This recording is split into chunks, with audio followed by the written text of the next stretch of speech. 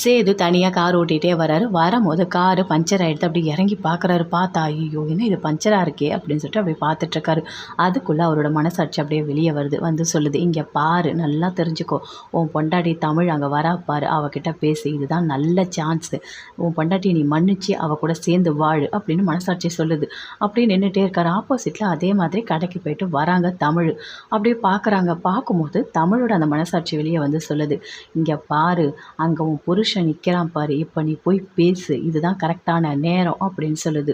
அப்படியே தமிழ் வராங்க கிட்ட, சேது கிட்ட வரைக்கும் வராங்க, பேசுகிற மாதிரி வராங்க, ஆனால் பேசவே இல்லை.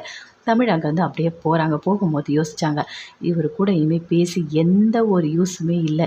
அதுவும் என்னையே சந்தேகப்பட்டார், எப்படியாப்பட்ட வார்த்தை பேசி வச்சுருக்காரு, இவர்கிட்ட நான் போய் பேசணுமா? அப்படிலாம் ஒன்றும் இவர் எனக்கு வேண்டாம்.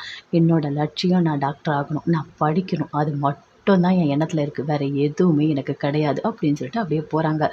சேதுவும் யோசிக்கிறாரு, எங்கள் அம்மா வரப்போகிறாங்கன்னு அவ்வளோ சந்தோஷமாக இருந்தேன், என்னையா நம்ப வச்சு ஏமாத்தினேன் அப்படின்னு சொல்லிட்டு அவர் ஒரு பக்கம் ரொம்ப வருத்தத்தோடு போகிறாரு.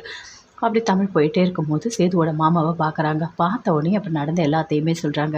இல்லை, நான் வந்து டாக்டர் படிக்க போகிறேன், அதுக்கு 1,00,000 ரூபா பணம் தேவைப்படுது, என்கிட்ட அவ்வளோ பணம் இல்லை, நாங்கள் தெரிஞ்சவங்க எல்லாருக்கிட்டையுமே கேட்டோம், ஆனால் பணம் கிடைக்கவே இல்லை, அதனால் மொய் விருந்து வைக்கலான்னு நினைக்கிறேன் அப்படின்னு சொல்கிறாங்க. அப்படின்னா அதெல்லாம் எதுக்கு தமிழே, உனக்கு ரொம்ப கஷ்டம் இல்லை அப்படின்னு அவங்க மாமா சொல்கிறாரு. இல்லைங்க, வச்சு தான் ஆகணும், வேறு வழி இல்லை அப்படின்னு சொல்கிறாங்க. சரி, நான் உனக்கு எல்லா ஹெல்ப்பும் பண்ணுறேன், போஸ்டர் எல்லாம் அடித்து நான் ஒட்டுறேன், அது மட்டும் இல்லை நான் அனௌன்ஸ் பண்ணுறேன் அப்படின்னு சொல்கிறாரு.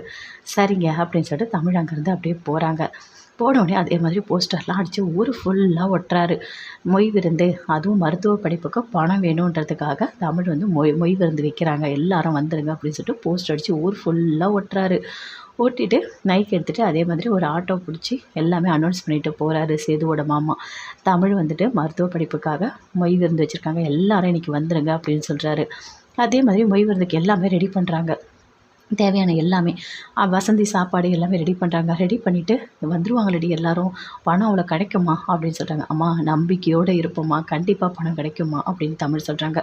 அதே மாதிரி ஊர்க்காரங்க எல்லாருமே வந்து சாப்பிட்றாங்க. சாப்பிட்டுட்டு அவங்களால முடிஞ்ச அந்த மொய்யை வந்து அப்படியே அடியில் வச்சுட்டு அங்கேருந்து போகிறாங்க. அப்படியே கூடவே வராங்க ஈஸ்வரி, சித்ரா 2 பேருமே வராங்க. பயங்கர நக்கலாக வந்து சாப்பிட்றாங்க. சாப்பிடும்போது, என்ன தமிழ் இப்படி ஒரு காசு வாங்கி படிக்கிற நிலைமைக்கு ஆகிடுச்சு, எவ்வளோ பெரிய வீட்டில் நீ வாக்கப்பட்ட, அப்பாப்பாப்பா அவங்க நினச்சாங்கன்னா எவ்வளோ பேரை டாக்டர் ஆக்குவாங்க, நீ போய் மொய் விருந்து, அதுவும் ஏதோ பிச்சை எடுக்காத குறைய இவ்வளோ கஷ்டப்படுற அப்படின்னு சொல்கிறாங்க.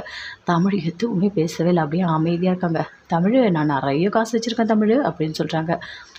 சரிங்க அப்படின்னு தமிழ் சொல்கிறாங்க. அதே மாதிரி ரொம்ப நக்கலாக 2 பேருமே சேர்ந்து சிரிச்சுட்டு அங்கேருந்து போகிறாங்க.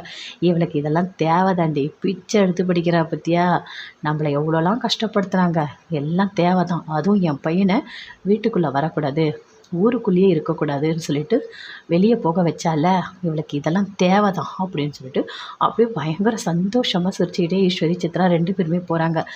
அதே மாதிரி அந்த இலையெல்லாம் எடுத்துகிட்டு இலைக்கு அடியில் இருக்க அந்த காசு எல்லாமே எடுக்கிறாங்க. ஒவ்வொருத்தவங்க ஒவ்வொரு அமௌண்ட் வச்சுருக்காங்க, எல்லா காசையும் சேர்த்து எடுக்கிறாங்க. எடுத்துகிட்டு கவுண்ட் பண்ணுறாங்க, 1,00,000 ரூபா வருமா அப்படின்னு சொல்லிட்டு தமிழ், வசந்தி 2 பேருமே.